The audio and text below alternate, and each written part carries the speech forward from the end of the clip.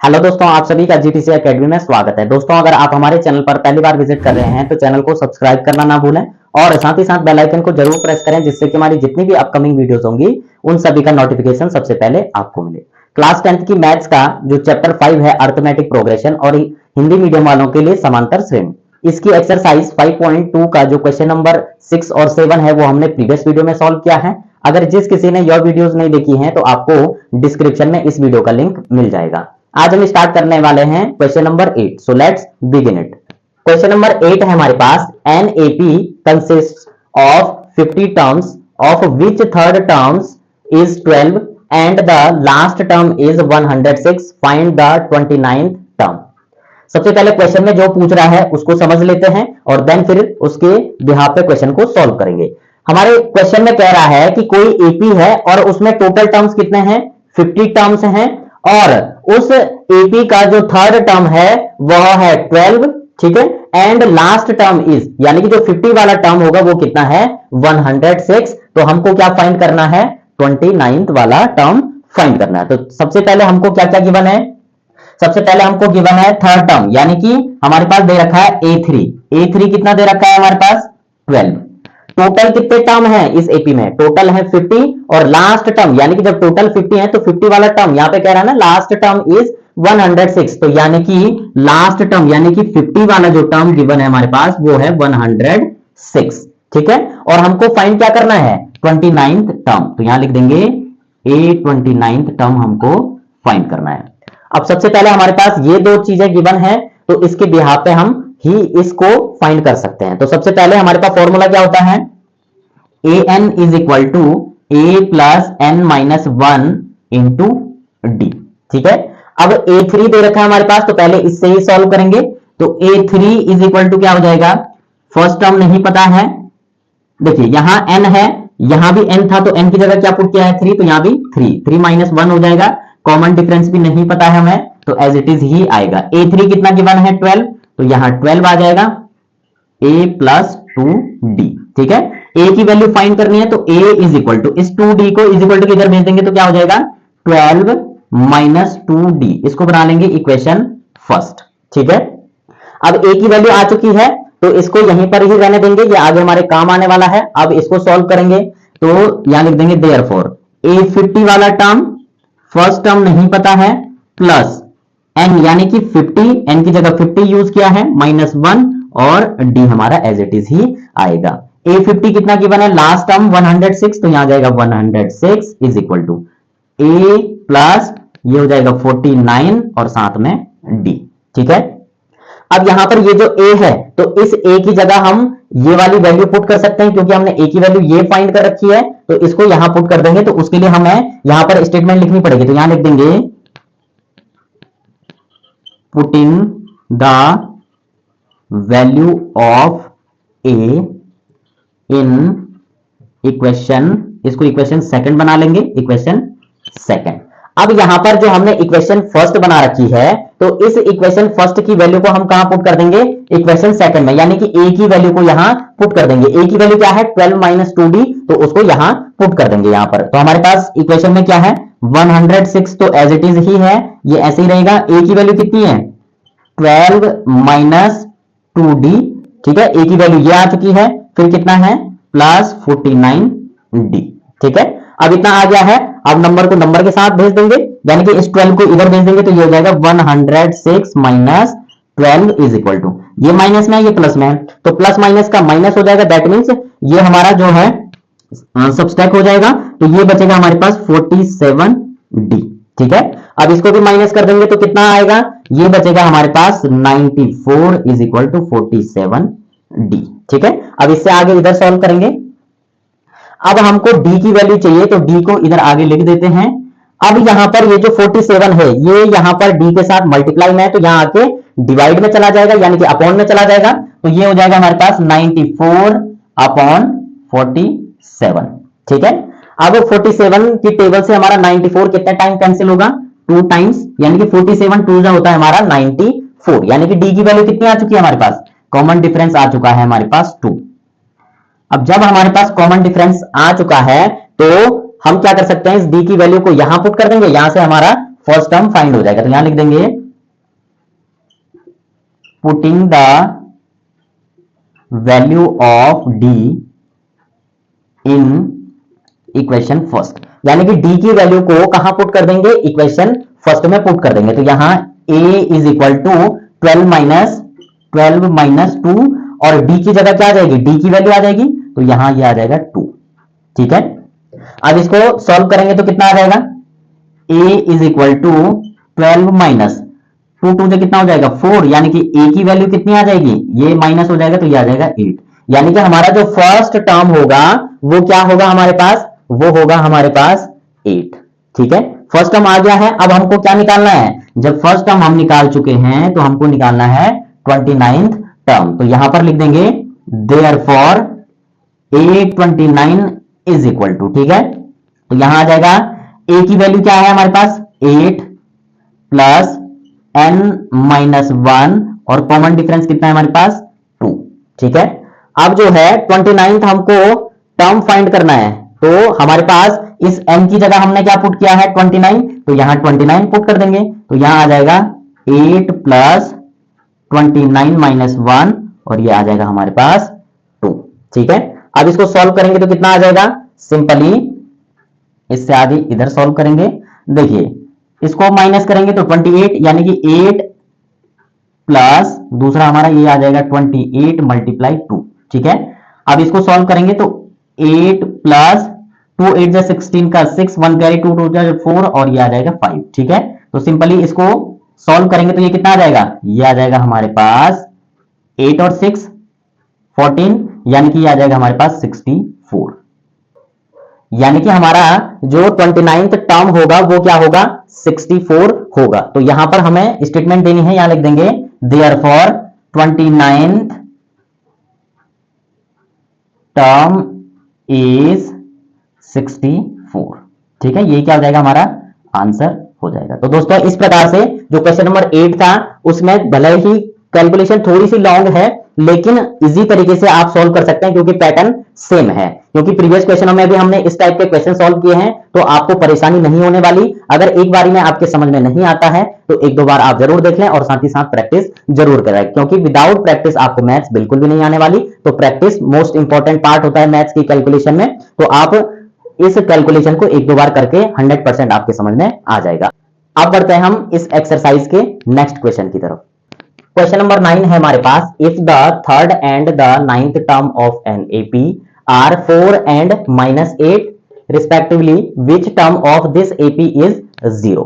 Question में क्या कह रहा है सबसे पहले उसको समझेंगे। यदि किसी एपी का third term 4 and ninth term कितना हो -8 हो तो उस एपी का कौन सा टर्म 0 होगा, यानी कि जो हमारे पास एपी दी हुई होगी उसका कौन सा जो टर्म यानी कि पद होगा वह 0 होगा, 0 होगा। तो सबसे पहले दो चीजें हमारे पास गिवन है तो यहां पर उसको नोट डाउन कर लेंगे। तो यहां जब हम इसका सॉल्यूशन करेंगे तो क्या है हमारे पास a3 दे रखा है, कितना a3 है 4 एंड दूसरा है हमारे पास नाइन्थ टर्म वो कितना है -8।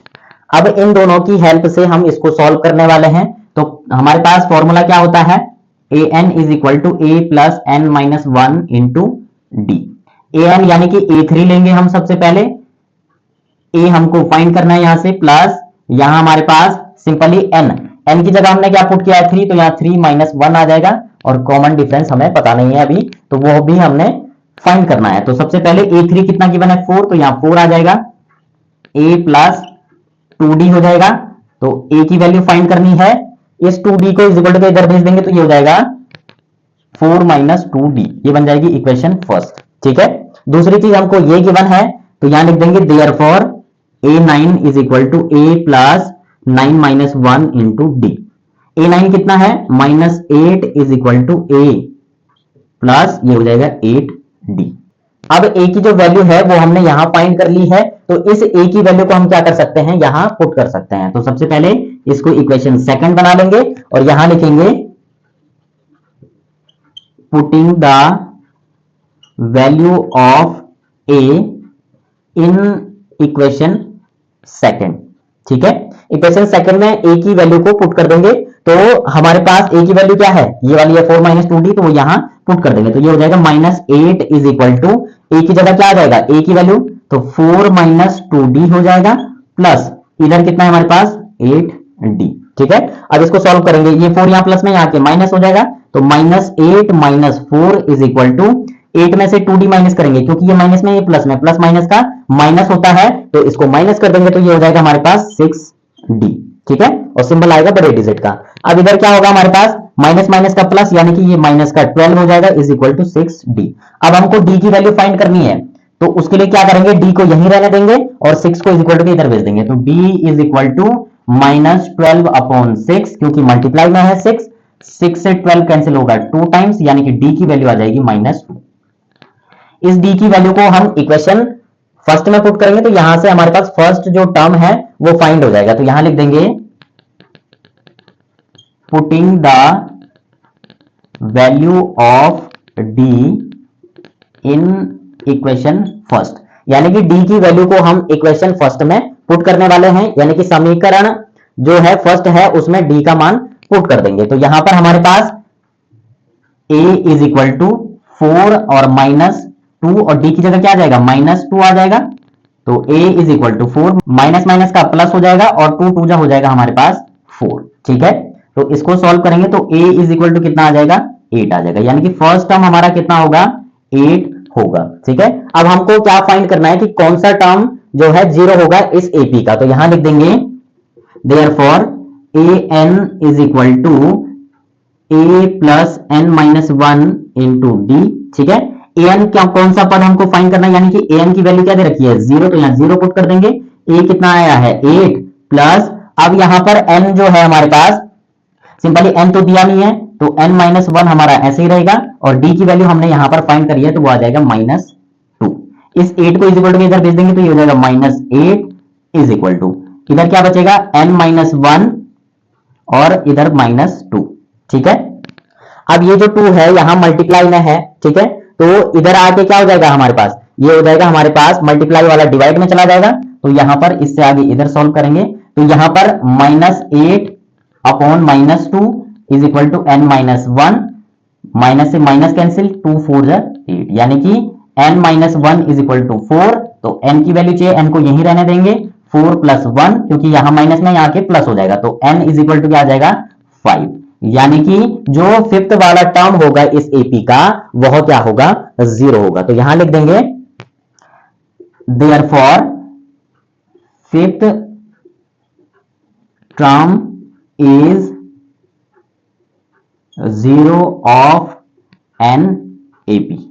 ठीक है, यानी कि जो फिफ्थ वाला टर्म होगा वह इस AP का 0 होगा। अगर आपको कहीं पर कोई कंफ्यूजन लगता है, डाउट लगता है, तो एक बार आप दोबारा वीडियो देख ले, 100% आपकी समझ में कैलकुलेशन आ जाएगी। वैसे तो सारी कैलकुलेशन सेम है, तो आपकी प्रैक्टिस धीरे धीरे होते जा रही है, तो आपको सिंपल तरीके से समझाया गया है, तो 100% है कि आपके समझ में आ ही रहा होगा। अगर नहीं आ रहा है तो एक दो बार जरूर देखें। अगर जिस किसी के समझ में आ चुका है तो वीडियो को लाइक और अपने वैल्यूएबल कमेंट जरूर दें। अब बढ़ते हैं हम इस एक्सरसाइज के नेक्स्ट क्वेश्चन की तरफ। क्वेश्चन नंबर 10 है हमारे पास, the 17th term of an AP exceeds its 10th terms by 7, find common difference. अब यहां पर हमारे पास स्टेटमेंट दे रखी है, तो इसमें क्या कह रहा है क्वेश्चन में कि जो 17th वाला टर्म है किसी AP का वह उसके 10th टर्म से 7 मोर है, यानी कि 7 ज्यादा है। एक्सीड का मतलब अधिक है, ज्यादा है। ठीक है, यानी कि जो 17 वाला टर्म है वह 10 जो टर्म होगा उससे 7 ज्यादा है। ठीक है, यानी कि मोर है, एक्सीड है। तो क्वेश्चन में कह रहा है कि हमको क्या फाइंड करना है, कॉमन डिफरेंस फाइंड करना है। तो सबसे पहले यहां पर हम इसमें एज्यूम कर लेंगे फर्स्ट जो टर्म है हमारे पास, तो यहां लिख देंगे, जब सॉल्यूशन करेंगे इसका तो यहां हो जाएगा let the first term of an AP। ठीक है, यानी कि AP का सपोज जो फर्स्ट टर्म है वो क्या है, A है, और यहां लिख देंगे common difference is equal to D, यानी कि उसका जो कॉमन डिफरेंस होगा वो क्या है, D है। दूसरी चीज हमारे पास जो क्वेश्चन है उसके अकॉर्डिंग यहां लिख देंगे, तो यहां लिख देंगे according to the question, according to the question क्या बोल रहा था, जो हमारा 17th टर्म है, यानी कि जो 17th टर्म है A17, वह इक्वल है किसके, 10वें टर्म से 7 मोर, यानी कि +7। ठीक है, इस टाइप से हमारे पास स्टेटमेंट बनेगी। अब यहां पर A जो 17 है, इसको हम क्या लिख सकते हैं, अगर फॉर्मूले में पुट कर देंगे इसको, तो ये आ जाएगा हमारे पास A + 16D। ठीक है, कैसे, यहां पे बता देता हूं। ये जो A17 है, तो इज इक्वल टू क्या होता है, A प्लस, ये हो जाएगा 17 - 1 इंटू D हो जाएगा। तो A17 is equal to A plus 17 में से 1 माइनस करेंगे तो 16D, हमारे पास ये आ जाएगा A + 16D। तो हमने सीधे सीधे पुट कर दिया यहाँ, इज इक्वल टू, यहां भी क्या हो जाएगा, A + 10 में से 1 माइनस कर देंगे उसी तरीके से, तो ये हो जाएगा 9D और +7। अब यहां पर ध्यान देना, अब ये जो हमारे पास A + 9D है और यहां भी A + 16D है, तो इसको इज इक्वल टू के इधर ले आएंगे तो सिंबल चेंज हो जाएंगे हमारे पास। तो इसको इज इक्वल टू के इधर ले आएंगे तो क्या हो जाएगा, A + 16D, और इस पूरे को इज इक्वल टू के इधर ले आएंगे तो -A और यहां भी -9D इज इक्वल टू, इधर बचेगा 7। अब ये माइनस में है, ये प्लस में है, same base opposite symbol cancel हो जाते हैं, ये माइनस में है, ये प्लस में है, 16D में से 9D माइनस करेंगे तो कितना बचेगा, हमारे पास बचेगा 7D is equal to 7। D की वैल्यू चाहिए तो D इज इक्वल टू, ये यहां मल्टीप्लाई में यहाँ के डिवाइड में चला जाएगा तो 7/7, तो 7 से 7 कैंसिल होगा 1 टाइम, तो इज इक्वल टू 1, यानी कि जो कॉमन डिफरेंस होगा हमारा वह क्या होगा, हमारा 1 होगा। तो दोस्तों इस प्रकार से हमको इसमें इतना ही फाइंड करना था, तो हमने कॉमन डिफरेंस फाइंड कर लिया है। अब इस एक्सरसाइज के टोटल 10 क्वेश्चन हमने कंप्लीट सॉल्व कर लिए हैं। बाकी इसमें नेक्स्ट 10 जो पार्ट हैं, यानी कि नेक्स्ट जो 10 क्वेश्चन हैं, उनको हम अलग अलग पार्ट में हम इनको डिवाइड करके हम इसको सॉल्व करेंगे, क्योंकि अगर एक ही वीडियो में अगर सारे क्वेश्चनों को सॉल्व करेंगे तो वीडियो बहुत लेंथी हो जाएगी और आप भी बोर हो जाएंगे। तो दोस्तों आपको ध्यान में रखते हुए 2-2, 3-3 क्वेश्चन एक वीडियो में सॉल्व किए जा रहे हैं, ताकि आपको अच्छे से समझ में आ जाए और कहीं पर भी कोई डाउट ना रहे। अगर आपको वीडियो अच्छी लगे तो वीडियो को लाइक और अपने वैल्यूएबल कमेंट जरूर दें, और साथ ही साथ अपने दोस्तों को भी शेयर करें। तब तक के लिए बाय बाय।